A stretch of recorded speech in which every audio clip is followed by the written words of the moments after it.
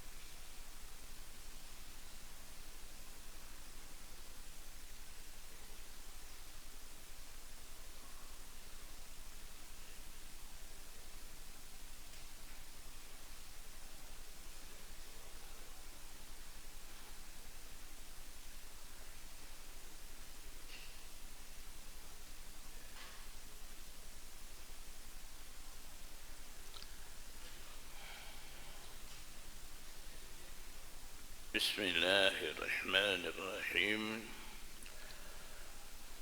باب الصلاة في الثوب الأحمر. Bukhari.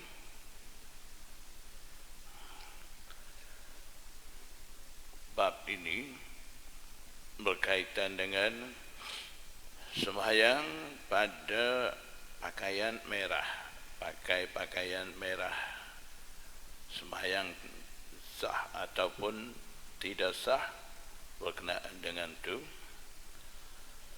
Haddatsana Muhammad bin Ar'arata qala haddatsani Umar bin Abi Zaidata an Aun bin Abi Juhaifata an abihi qala ra'aitu Rasulullah sallallahu alaihi wasallam fi qubbatin hamra'a min adamin. Riwayat daripada ayah Aun, yaitu Abi Juhaifah. Sahabat Abu Juhaifah kata, saya lihat Rasulullah sallallahu alaihi wasallam, maksudnya ra'aitu Rasulullah sallallahu alaihi wasallam wa huwa bil abtahi, sedang Nabi sallallahu alaihi wasallam ketika itu ada di satu tempat bernama Al-Abtah. Abtah di situ, fi qubbatin hamra'a, Nabi sallallahu alaihi wasallam berada di dalam qubbah, khemah berwarna merah, min adamin ay min jildin, qubbah khemah yang dibuat daripada kulit. Wa ra'aitu Bilalan akhadha wadu'a wa bi fathil waw ay ma'ul lil wudu'.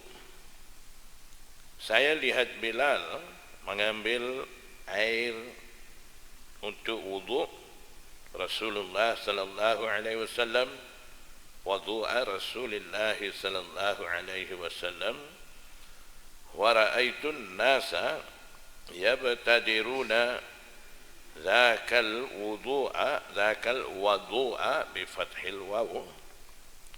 Dan saya lihat, kata Abu Juhaifah, ketika Nabi sallallahu alaihi wasallam selesai daripada wudu, saya lihat orang ramai merebut air itu, air wudu maksudnya sisa air wudu Rasulullah sallallahu alaihi wasallam itu.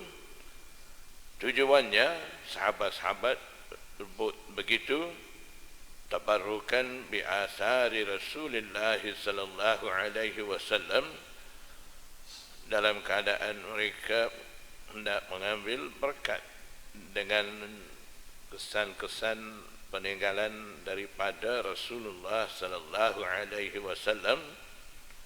Lebihan air sisa wudu tu mereka berebut ambil. Tujuannya mereka mau ambil keberkatan daripada Rasulullah sallallahu alaihi wasallam. Faman asaba minhu syai'an tamassaha minhu, maka orang yang mengena daripadanya, maksudnya orang peroleh sesuatu ataupun sedikit air daripadanya, minhu minal wudu, tamassaha, orang tu masah sapu di tubuh badan dia, minhu daripadanya, daripada air wudu tu. Wa man lam yusib minhu syai'an, dan orang tidak peroleh apa-apa daripada air wudu tu, akhadha min balali yadi sahibihi, dia ambil daripada balal, basahan tangan kawannya. Jadi sahabat mana dapat ambil air wudu tu, basah tangan dia tu, dia sapu. Orang tak dapat, sahabat yang tidak dapat ambil sisa air wudu Rasulullah sallallahu alaihi wasallam, dia pula pergi sapu tangan orang dapat air wudu Rasulullah sallallahu alaihi wasallam tu, basahan tangan dia tu. Kemudian dia sapu juga tubuh badan dia. Summa ra'aitu Bilalan, setelah itu aku lihat Abu Juhaifah, dia nampak Bilal akhadha anazatan, Bilal mengambil satu tongkat. Tujuannya mau jadikan sutrah di hadapan tempat Nabi sallallahu alaihi wasallam nak sembahyang tu, farakazaha, kemudian menancapkan tongkat tu. Wa kharajan Nabi sallallahu alaihi wasallam, Nabi sallallahu alaihi wasallam keluar daripada khemah dia tu, fi hullatin hamra'a, berpakaian dalam keadaan berpakaian merah. Hullah maksudnya sepasang pakaian. Hullatun ay izarun waridaun, kain dan selendang. Sepasang dua tu panggil hullah. Hullah tu sepasang pakaian tu, hamra, merah, warna merah. Musyammiran, dalam keadaan menyingkap ataupun menyingsingkan kainnya. Jadi dalam riwayat lain ada sebut Nabi SAW menyingsingkan kain sehingga kasyafa syai'an min saqaihi, ternampak sedikit daripada kedua-dua betis Rasulullah sallallahu alaihi wasallam. Salla ilal anazati bin nasi, salla ay salla zuhra Nabi sallallahu alaihi wasallam sembahyang zuhur dengan orang ramai menjadi imam dengan sahabat-sahabat itu rakaat ini 2 rakaat sembahyang zuhur sebagai musafir.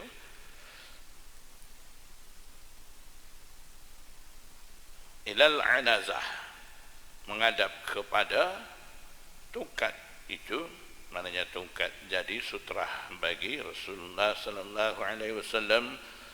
Wa ra'aitun nasa wad dawabba yamurruna min baini yadayil anazati, sedang saya melihat,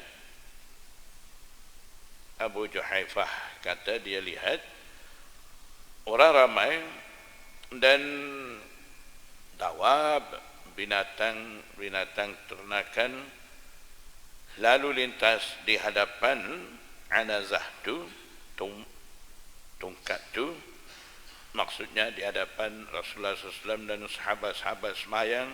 Ada orang lain lalu lintas, binatang ternakan dan sebagainya lalu lintas, tapi disebabkan dah ada sutrah, tidak mengapa, yang lalu tu pun tidak dosa, yang sedang semayang tu pun tidak akan diganggu dalam khusyuk semayang dia, disebabkan dah ada sutrah. Sutrah tu tujuan untuk tu, dengan sebab dah ada sutrah di hadapan orang semayang tu, yang lain lalu lintas di hadapan orang semayang tu tidak berdosa dan juga tidak diganggu khusyuk bagi orang semayang tu. Imam Bukhari daripada terjematul bab dan hadis bab ni, dia hendak menyatakan ataupun dia isyarat kepada harusnya pakai pakaian berwarna merah dalam semayang, ketika semayang, berkenaan dengan saubul ahmar, pakai pakaian merah semayang tu ada riwayat mukhtalifah, banyak riwayat berlainan. Sebahagian riwayat nyatakan jawaz, harus. Ada sesetengah riwayat nyatakan larang memakai pakaian merah ketika semayang. Disebabkan itu, di sisi a'immah juga ada khilaf, dan ulama Ahnaf kata kaum lelaki pakai pakaian merah semayang tu dikira makruh, disebabkan punca menjadi khilaf berkenaan dengan pakaian merah kaum lelaki pakai semayang tu. Riwayat-riwayat ada ikhtilaf di situ, yang larang pun ada.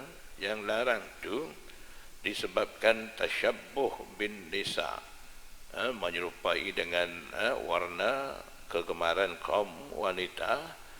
Disebabkan itu dilarang. Dan juga yang larang tu ada satu lagi sebabnya zaman dulu, masa tu dulu, kain yang mempunyai warna merah ni dikhawatiri, dibimbang ada campuran darah waktu tenun kain tu, ataupun adakan warna merah tu, di situ ada campuran darah. Jadi disebabkan tu dilarang.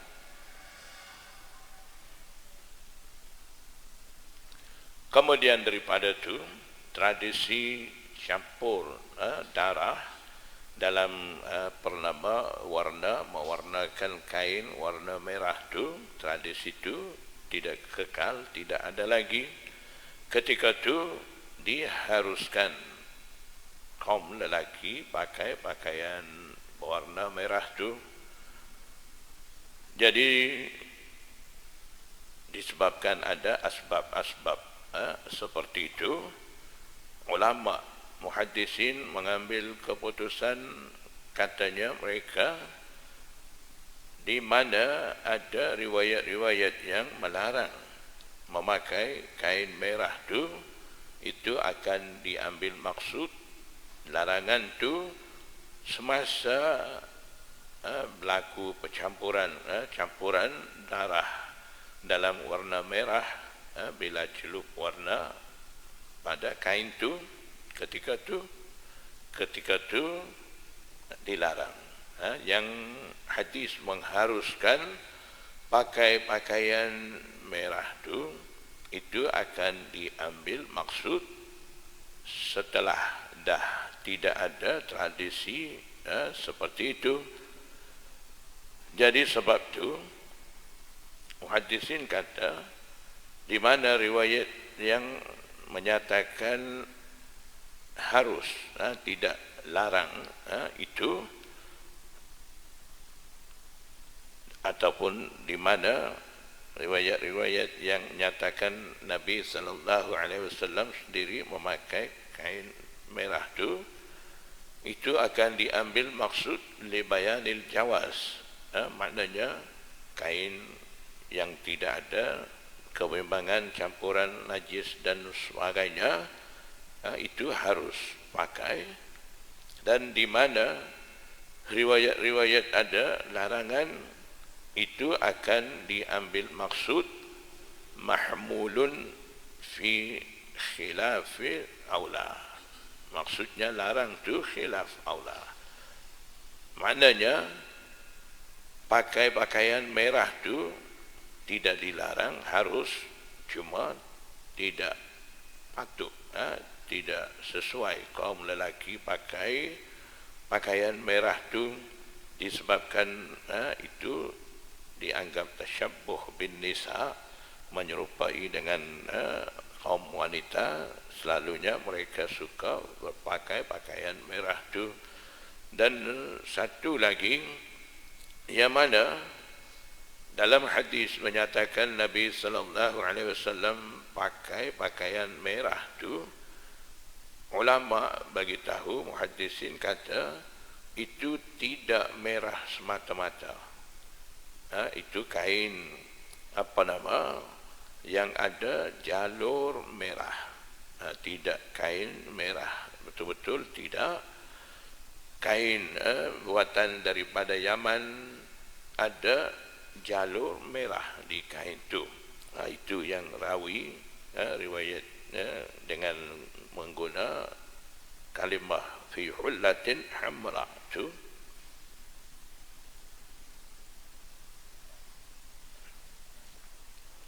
Jadi disebabkan ada larang, kemudian Rasulullah SAW sendiri ada pakai. Bila riwayat-riwayat itu bercanggah, ada yang larang daripada Rasulullah SAW, dan Nabi SAW sendiri lakukan perbuatan itu, perkara itu. Kalau percanggahan itu dalam bentuk seperti itu, larangan daripada hadis itu akan diambil maksud makruh tanzihi, tidak makruh tahrimi. Makruh tanzihi ini maksud dia syu'batum minal jawaz. Makruh tanzihi ini sebahagian ataupun satu cabang daripada harus. Jadi kesimpulannya daripada kesemua ini dapati Imam Bukhari daripada terjematul bab yang merupakan ijtihad dia, dan hadis bab yang merupakan dalil bagi ijtihad dia, daripada situ dapati Imam Bukhari yushiru ilal jawaz. Dia isyarat kepada harusnya pakai pakaian merah tu, warna pakaian berwarna merah tu. Babus salati fis sutuhi wal minbari wal khashabi. bab ini berkenaan dengan sembahyang sutuh jamak bagi satuhun bumbung dan mimbar wal khasyab kayu papan. Maksud Imam Bukhari daripada terjematul bab ni, dia hendak menyatakan sembahyang di atas bumbung bangunan, bumbung rumah, mimbar dan kayu papan, sembahyang dengan di atas benda-benda tu dikira harus. Tujuannya Imam Bukhari disebabkan dah ada satu hadis menyatakan ju'ilat liyal ardu masjidan wa tuhura. Ada hadis menyatakan Nabi SAW bersabda, dijadikan bumi itu bagi aku tempat sujud dan juga alat suci. Di mana saja di atas muka bumi, Nabi SAW bersabda, itu dah jadi tempat semayang bagi aku. Maksudnya mana-mana saja atas muka bumi, tempat bersih tu boleh semayang. Umat dulu, Nabi Anbiya dulu, tidak ada peluang tu. Mereka mahu ibadat, mereka mesti pergi di tempat ibadat, tempat khusus tu. Tidak boleh ibadat di tempat mana-mana. Mereka suka di atas muka bumi. Dengan Nabi SAW, Allah Subhanahu wa Ta'ala bagi keistimewaan peluang besar di mana sahaja di atas bumi boleh semayang, dan bumi itu, tanah itu jadi alat suci. Maksudnya bila tidak ada air, dengan tanah tu boleh tayamum, boleh hilangkan hadas tu. Jadi disebabkan ada hadis nyatakan semayang tu tempat sujud tu bumi. Jadi daripada situ ada sesetengah menjadi ragu-ragu semayang ni mahu semayang atas tanah, atas bumi. Kalau semayang di atas tempat tinggi, bangunan, mimbar, di atas kayu, papan, di atas jadah, itu tak boleh. Ada sesetengah salah faham dengan maksud ju'ilat liyal ardu masjidan wa tuhura tu. Jadi Imam Bukhari daripada terjematul bab dan hadis bab kita akan baca ni, tujuan dia mau hilangkan iskal tu, mau menolak salah faham terhadap hadis tu.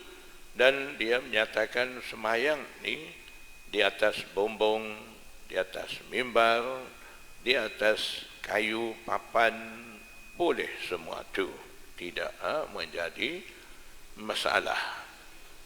Dan juga ada sesetengah muhaddisin, mereka kata daripada terjematul bab dan hadis bab ni, Imam Bukhari mahu menolak pandangan sesetengah ulama di kalangan tabi'i. Mereka menganggap makruh sembahyang atas bumbung. Jadi ada juga sesetengah, termasuklah ulama Malikiyah, mereka menganggap makruh sembahyang di atas mimbar. Jadi Imam Bukhari daripada terjematul bab dan hadis bab ni menolak juga pandangan ulama Malikiyah, di mana mereka anggap sembahyang di atas mimbar tu makruh. Begitu juga Imam Hasan Basri dan Imam Muhammad bin Sirin, mereka kata makruh semayang di atas khasyab, kayu, papan. Jadi daripada terjemahatul bab dan hadis bab ni, Imam Bukhari menolak juga pandangan Hasan Basri dan Ibnu Muhammad bin Sirin, dan Imam Bukhari menyatakan di sini harus semua itu semayang atas bumbung, semayang atas mimbar, atas kayu papan, itu semuanya harus boleh.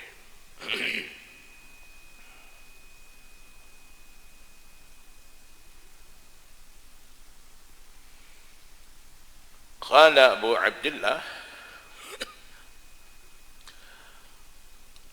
Abdullah Imam Bukhari kata, walam yaral Hasanu ba'san ay yusalli 'ala al-jamdi wal qanatiri.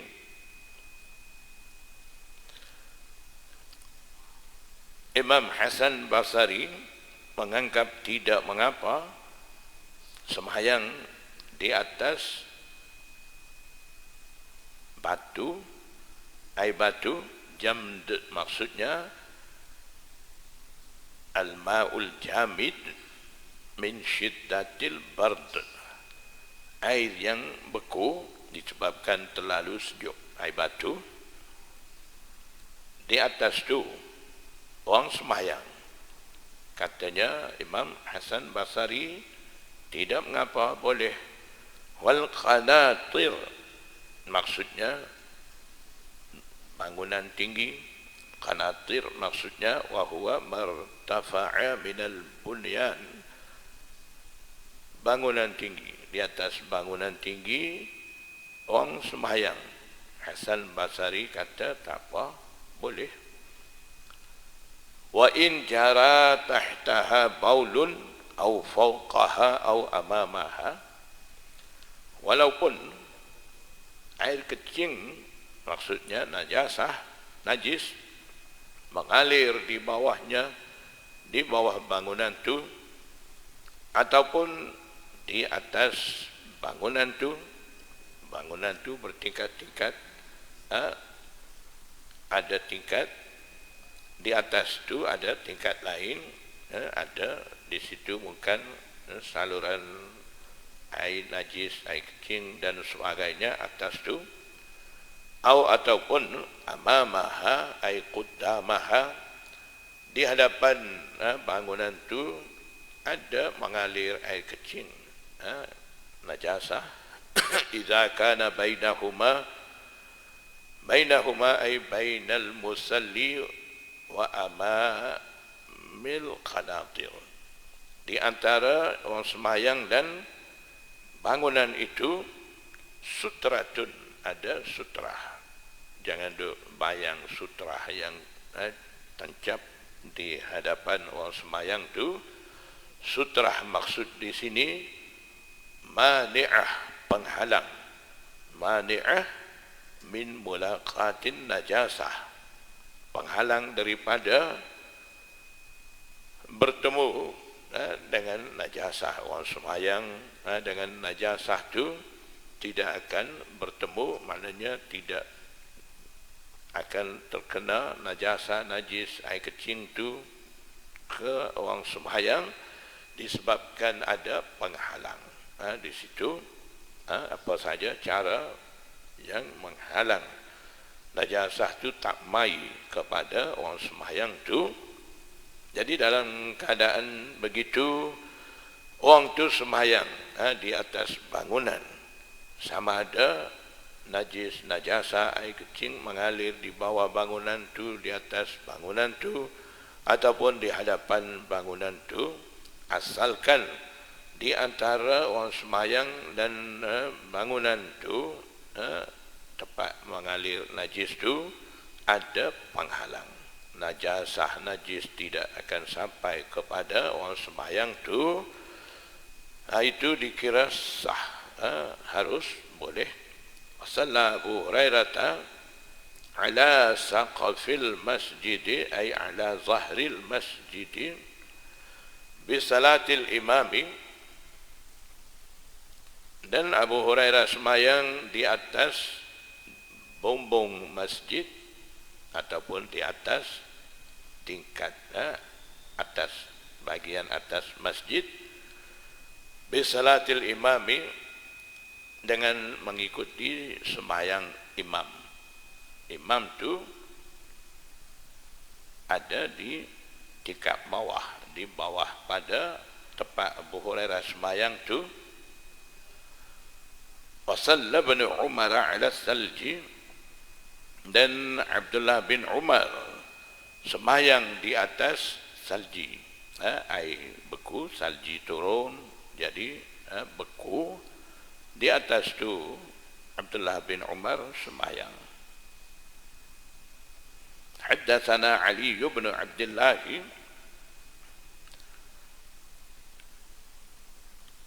Ali bin Abdullah Al-Madini, itu Syekhul Bukhari, Imamul Jarh wa Ta'dil. Qala haddatsana Sufyan qala haddatsana Abu Hazim qala sa'alu Sahl bin Sa'd min ayyi syai'in al-minbara, maksudnya ay min ayyi syai'in suni'al minbaru. Abu Hazim kata mereka tanya Sahal bin Sa'ad, sahabat tu orang yang tidak sempat dengan kisah Nabi sallallahu alaihi wasallam mula buat mimbar tu. Mereka tanya kepada Sahal bin Sa'ad daripada apa benda ataupun kayu jenis yang mana satu dibuat mimbar, daripada kayu apa diperbuat mimbar Rasulullah sallallahu alaihi wasallam. Faqala, Sahal bin Sa'ad jawab kata, ma baqiya fin nasi a'lamu minni, tidak ada yang tinggal, yang masih hidup di kalangan orang ramai yang lebih mengetahui daripada aku tentang itu, tentang mimbar tu.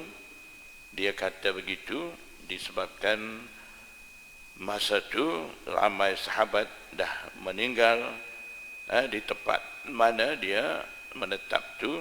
Di situ pun tinggal dia seorang. Jadi sahabat-sahabat ada pengetahuan tentang mimbar tu dah tidak ada. Jadi akulah kiranya sekarang ni lebih mengetahui tentang perkara itu berbanding dengan orang-orang masih ada di sini. Itu cuma dia cakap begitu, menyatakan keadaan masa tu, bukan tujuan dia mau megah diri dialah yang tahu, orang lain tak tahu, ataupun nak sombong diri. Tidak ada maksud tu. Hanya dia bagi tahu keadaan masa tu. Yang ada lagi orang tahu berkenaan dengan kayu diperbuat mimbar tu, akulah masih ada sekarang ni, aku lebih tahu berbanding dengan orang-orang yang tidak sempat dengan cerita tu. Huwa, kemudian dia jawab, huwa min aslil ghabah.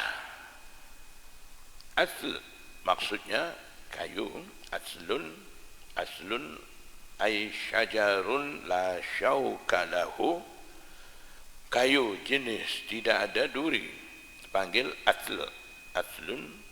Al-ghabah, ghabah ni nama sebuah tempat, ada hutan di situ berdekatan dengan Madinah. Maksudnya kayu tu kayu jenis licin, tidak ada duri, dan diambil daripada ghabah, hutan berdekatan dengan Madinah tu kayu hutan, kayu licin, tidak ada duri, kayu itulah. Amilahu fulanun, si fulan bikin, ia buat mimbar tu. Amilahu, amilal mimbar, si fulan tu maula fulanah, hamba merdeka fulanah, seorang wanita yang ada di Madinah. Li Rasulillah sallallahu alaihi wasallam, mimbar tu dibuat khusus bagi Rasulullah sallallahu alaihi wasallam. Li Rasulillah, ada lam tu dikatakan al-lamu lil ikhtisas, lam memberi makna khusus. Maksudnya untuk Rasulullah, maknanya khusus dibuat mimbar tu untuk Rasulullah sallallahu alaihi wasallam. Sebelum tu dalam Masjid Nabawi tidak ada mimbar. Nabi sallallahu alaihi wasallam apabila nak khutbah, nak menyampaikan apa-apa, berdiri dan ada satu kayu tungkat, ditungkat dengan kayu tu, kemudian sampaikan apa-apa khutbah dan sebagainya kepada sahabat-sahabat. Dan ada satu ketika seorang wanita tukang kayu, dia nak buat mimbar untuk Rasulullah SAW, minta kebenaran Nabi sallallahu alaihi wasallam benar buat. Jadi dialah, wanita itulah suruh bekerja dia buat mimbar bagi Rasulullah sallallahu alaihi wasallam. Dan mimbar itu mempunyai 3 anak tangga. Waqama alaihi Rasulullah sallallahu alaihi wasallam hina umila wa wudi'a, dan Nabi sallallahu alaihi wasallam diri atasnya, atas mimbar itu ketika disiap buat dan diletak di tempat. Letaknya mimbar itu, Nabi sallallahu alaihi wasallam diri, tujuannya berdiri nak semayang di atas mimbar itu. Fastaqbalal qiblata, Nabi sallallahu alaihi wasallam diri di atas mimbar menghadap kiblah. Wa kabbara, dan Nabi sallallahu alaihi wasallam takbir, takbiratul ula, mula sembahyang, mula sembahyang di atas mimbar. Wa qaman nasu khalfahu, dan orang ramai sahabat-sahabat berdiri jadi makmum ikut semayang dengan Rasulullah SAW di belakangnya, di belakang Rasulullah sallallahu alaihi wasallam. Jadi daripada situ dapati harusnya imam tu ada di tempat tinggi, tinggi pada makmum. Itu harus, lagipun kalaulah imam tu berada di tempat tinggi itu li ghardi ta'lim, tujuannya untuk mengajar cara sembahyang, makmum yang ada di belakang tu mudah nampak, disebabkan imam tu ada di tempat tinggi. Dengan tujuan tu tidak menjadi makruh, boleh imam tu berada di tempat lebih tinggi sikit daripada makmum. Faqara'a wa raka'a wa raka'an nasu khalfahu, Nabi sallallahu alaihi wasallam baca Fatihah surah, dan Nabi sallallahu alaihi wasallam rukuk. Rukuk tu masih di atas mimbar lagi. Ramai sahabat-sahabat juga turut rukuk bersama di belakang Rasulullah SAW. Summa rafa'a ra'sahu, kemudian Nabi sallallahu alaihi wasallam angkat kepalanya. Summa raja'al qahqara, kemudian Nabi sallallahu alaihi wasallam kembali undur.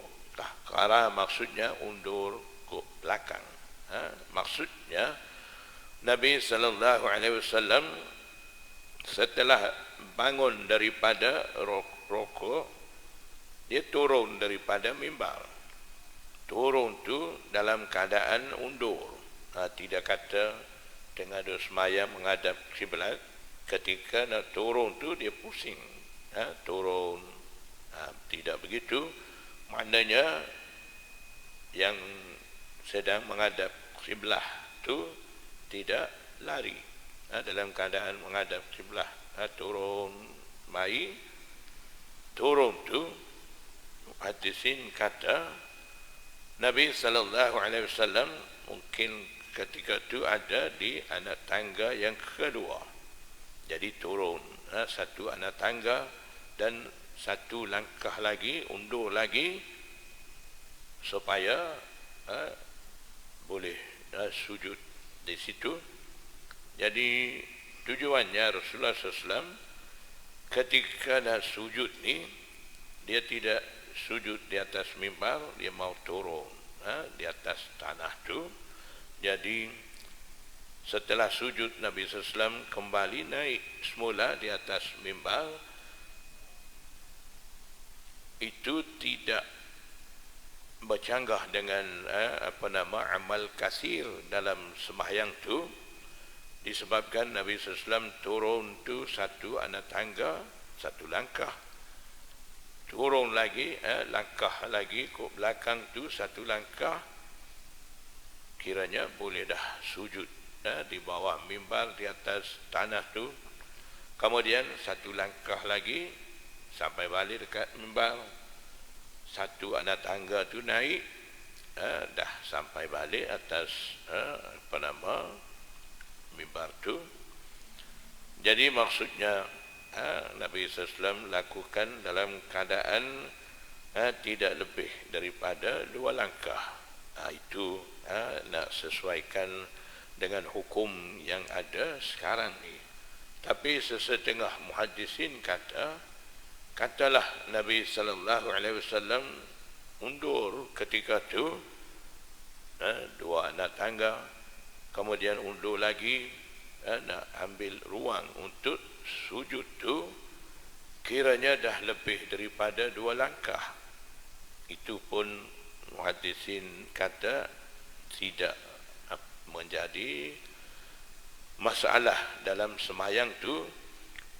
Katanya muhaddisin, kisah seperti itu berlaku sebelum adanya larangan tidak boleh lebih daripada 2 langkah semasa dalam sembahyang, sama ada mau maju ke hadapan ataupun mau undur belakang tu. Jadi masa tu dikira sebelum ada larangan tu, kiranya amal kasir tidak dilarang lagi. Masa tu amal kasir kiranya sah, masih sah lagi sembahyang. Jadi kalau ambil maksud tu tidak timbul apa-apa iskal di sini. Fasajada 'alal ardi, kemudian Nabi SAW sujud di atas bumi. Summa 'ada ilal mimbari, kemudian Nabi SAW kembali naik semula ke atas mimbar. Summa raka'a summa rafa'a ra'sahu summa raja'il qahqara hatta sajada bil ardi. Seterusnya Nabi SAW baca Fatihah surah, ruku' di atas mimbar. Ketika angkat kepalanya daripada ruku', dia undur, turun di tanah sehingga dia sujud di atas di bumi. Fahadha sya'nuhu, maka inilah keadaan dia sembahyang itu. Qala Abu Abdullah Imam Bukhari kata, qala Ali bin Abdullah, ay Ali bin Abdullah Al-Madini, Syekhul Bukhari, dia kata, sa'alani Ahmad bin Hanbal rahimahullah, Imam Ahmad bin Hanbal, Imam Mazhab Hanbali, dia aju soalan kepada aku an hadzal hadisi ay an fiqhi hadzal hadisi.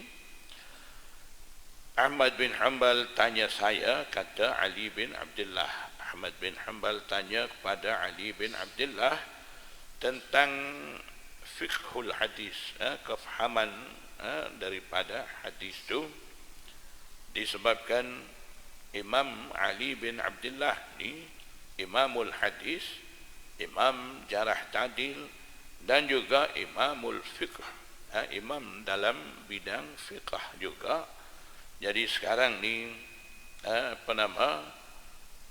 Imam Ahmad bin Hanbal mahu tahu fiqhul hadis, kefahaman daripada hadis itu ada kaitan dengan ilmu fiqh. Jadi disebabkan Imam Ali bin Abdullah tu faqih, muhaddis lagi, jadi Imam Ahmad bin Hanbal rujuk dia, tanya dia. Imam Ahmad bin Hanbal muhaddis, hafizul hadis, imam mujtahid, tapi dia tanya tentang hadis ni disebabkan dia tidak ada sama tentang hadis ni. Sebab tu dia tanya kepada Ali bin Abdullah Al-Madini. Qala,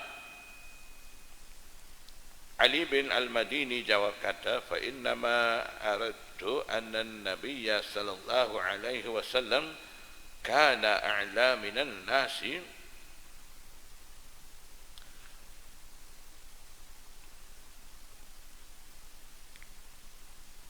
Ali bin Al-Madini kata, Abdullah Al-Madini kata, hanya aku menghendaki Nabi sallallahu alaihi wasallam berada tepat lebih tinggi daripada orang ramai. Fala ba'sa ayyakuna al-imamu a'la minan nasi, maka tidak mengapa, tidak ada kesalahan, tidak boleh kata tidak sah sembahyang imam tu berada tepat tinggi daripada orang ramai. Maknanya fiqhul hadis, hukum diambil daripada hadis itu adalah imam tu harus berada di tempat lebih tinggi daripada makmum. Itu tidak mencacatkan sembahyang, tidak boleh kata tidak sah sembahyang dan sebagainya. Maksudnya sah sembahyang. Hukum tu, fiqh tu dapat bihadzal hadis, melalui hadis ni. Bihadzal hadis ay bidalalati hadzal hadis. Qala Ali bin Abdullah Al-Madini kata, faqultu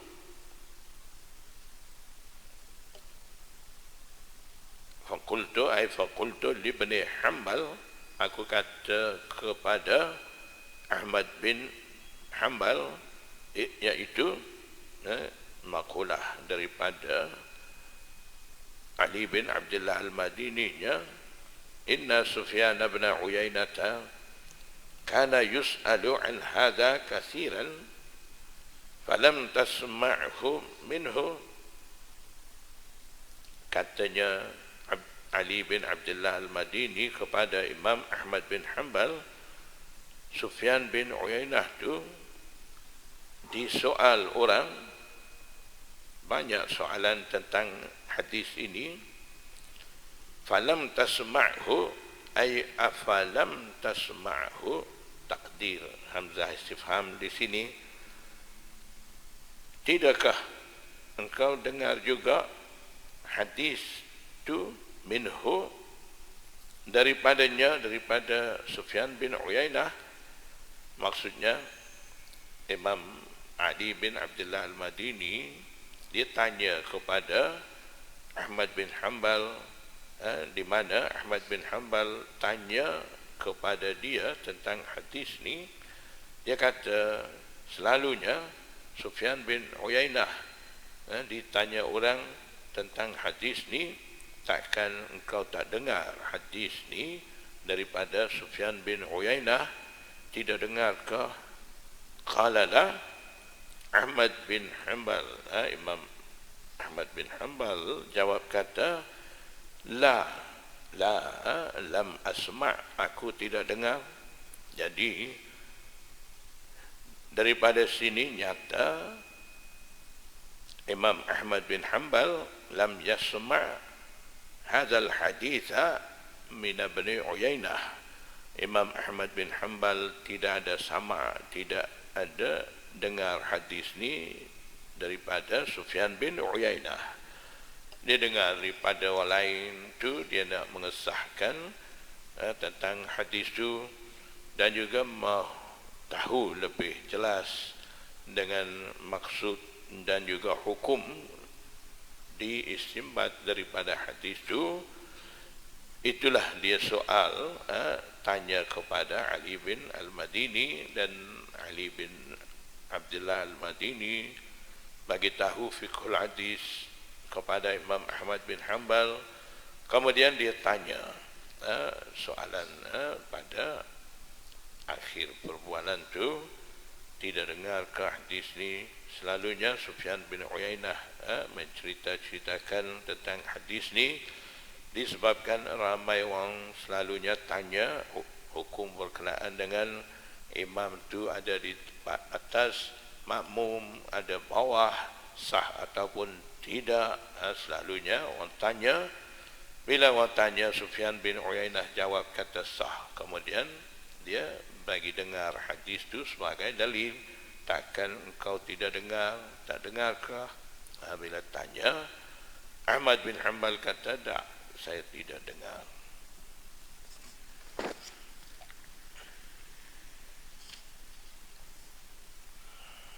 حدثنا محمد بن عبد الرحيم قال حدثنا يزيد بن هارون قال أخبرنا حميد الطويل عن أنس بن مالك أن رسول الله صلى الله عليه وسلم سقط عن فرسه فجحشت ساقه أو كتفه. Riwayat daripada Anas bin Malik, Nabi sallallahu alaihi wasallam terjatuh daripada kudanya, kemudian dilukai pada betisnya sak ataupun katif, bengkak di bahunya. Wa ala min nisaihi, dan Nabi sallallahu alaihi wasallam ila dengan isteri-isterinya.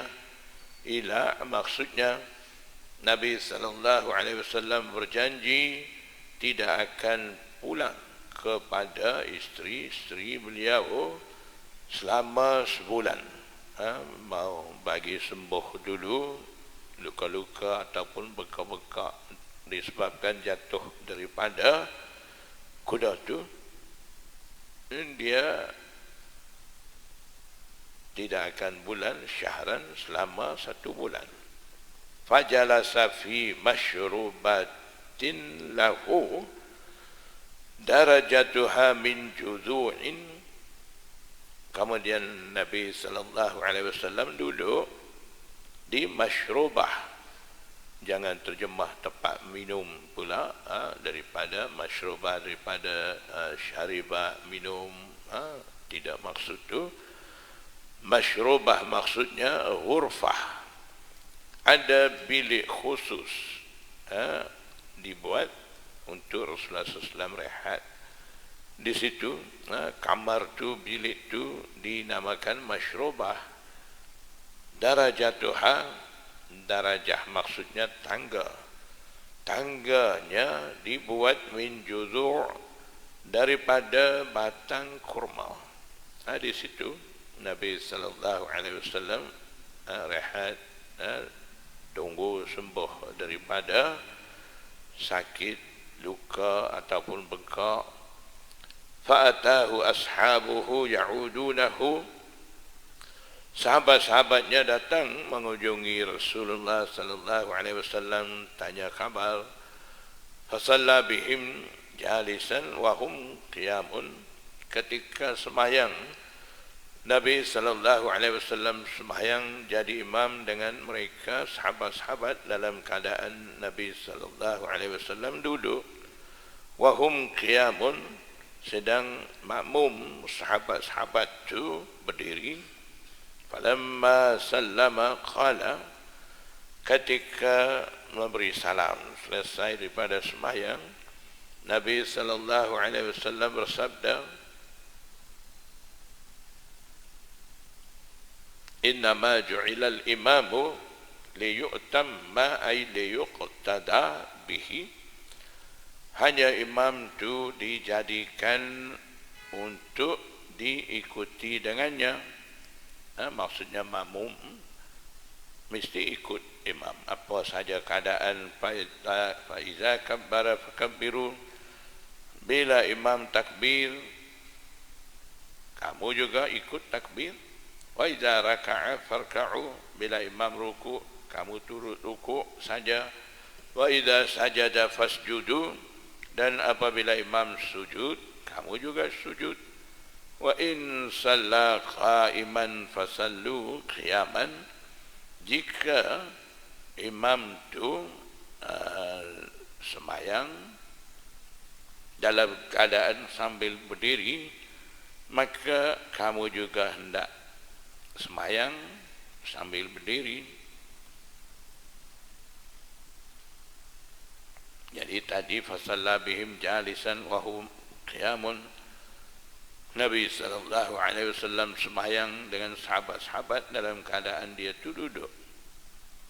Sahabat-sahabat pula wahum qiyam, berdiri, dan di bawah tu sabdaan Rasulullah, wa in shalla qa'iman fasallu qiyaman, bila imam tu sembahyang sambil berdiri, kamu juga sembahyang sambil berdiri.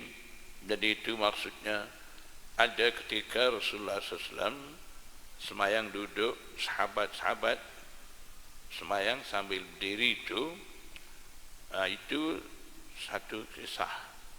Yang satu lagi, Nabi SAW bersabda, bila imam itu berdiri, kamu juga berdiri. Itu satu hadis, satu keadaan. Maksudnya berdasarkan muhaddisin, yang Nabi sallallahu alaihi wasallam ila dengan isteri-isteri dia, kisah itu berlaku pada tahun 5 Hijriah, dan kisah Nabi sallallahu alaihi wasallam jatuh daripada kuda itu berlaku pada tahun 9 Hijriah. Tapi dalam dua-dua keadaan kejadian berasingan itu, Nabi sallallahu alaihi wasallam semasa ilah dengan isteri-isteri dia pun, Nabi sallallahu alaihi wasallam duduk di masyrubah itu. Ketika Nabi sallallahu alaihi wasallam jatuh kuda, ketika itu pun Nabi sallallahu alaihi wasallam duduk di masyrubah.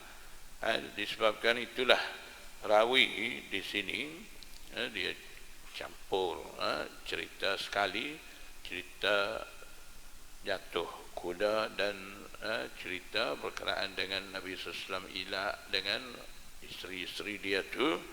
Dia sebut sekali dalam hadis ni. Jadi ada pertama, kejadian pertama tu Nabi sallallahu alaihi wasallam sembahyang duduk. Bila sahabat-sahabat diri, Nabi sallallahu alaihi wasallam bagi tahu imam ni untuk makmum ikut. Imam buat apa saja, makmum ikut buat serupa.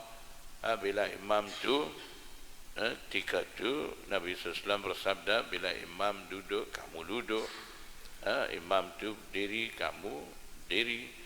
Jadi satu kisah tu Nabi sallallahu alaihi wasallam duduk sembahyang sahabat-sahabat pun Nabi SAW suruh duduk sembahyang, dan akhir hayat Rasulullah SAW di mana ketika itu Nabi SAW sembahyang sambil berdiri, ketika itu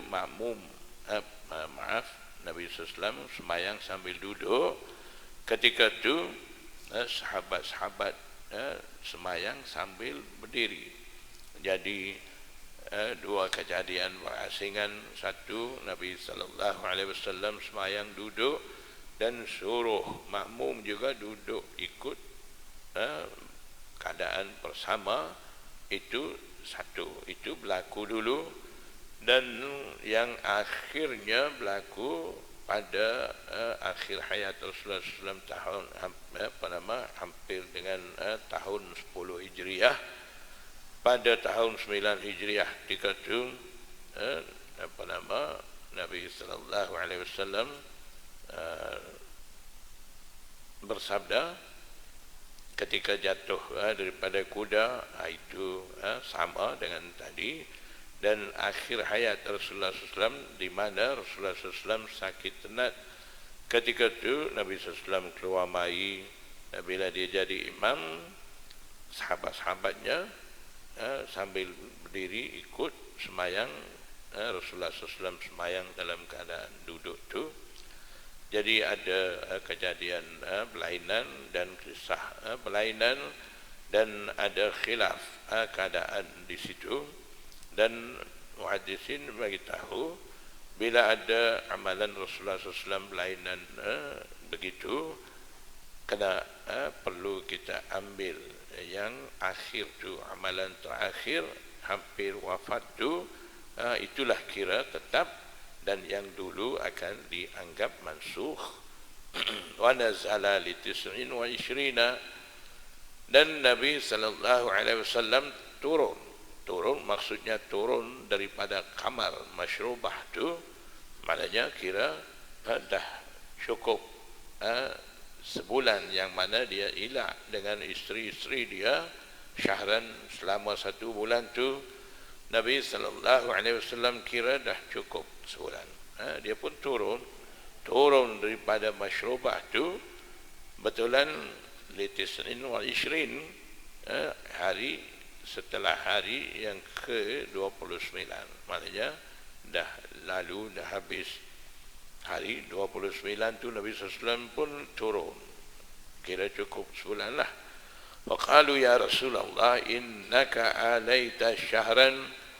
Sahabat-sahabat kata, ya Rasulullah, sesungguhnya Tuan Ila tu berjanji tidak akan mendampingi isteri-isteri selama 1 bulan. Maknanya sahabat-sahabat kira bulan tu tak cukup lagi sebulan, Nabi SAW dah turun. Maksud sahabat-sahabat bagi ingat tu begitu. Faqala Nabi sallallahu alaihi wasallam bersabda, inna syahra 29, sesungguhnya bulan ini bilangan hari hanya 29. Jadi maksudnya tak perlu tunggu sampai cukup 30 hari, bulan ni 29. Bulan lain ada yang 30. Supaya bulan lepas kita berapa hari sebulan tu? Februari 28, bulan ni 31, begitu. April, Mai 30 pula. Jadi bulan tu sahabat-sahabat ingat cukup 30 baru Rasulullah SAW akan keluar. Tapi bila Rasulullah SAW keluar, mereka bagi ingat Rasulullah SAW, takutnya belum cukup Nabi SAW terkeluar daripada masyrubah tu. Bagi ingat Rasulullah SAW, Nabi SAW jawab kata, bulan ni 29, ataupun ada juga bulan 29, tidak cukup 30 pun tak apa.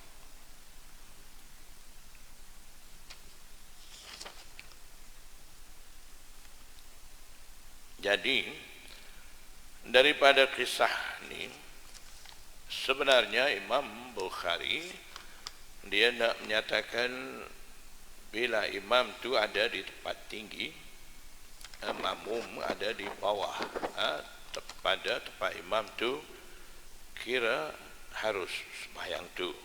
Nabi sallallahu alaihi wasallam dia ada di masyrubah, dia jadi imam, sahabat-sahabat ikut di bawah. Jadi daripada situlah Imam Bukhari mendalilkan kemuka dalil berkenaan dengan istimbat dia, iaitu semayang di atas bumbung, maknanya tempat tinggi, dan mimbar, maknanya imam tu ada pada tempat tinggi di atas mimbar dan ada di atas kayu, papan dan sebagainya. Semuanya harus sah semayang tu. Babun idza asaba saubul musallim ra'atahu idza sajada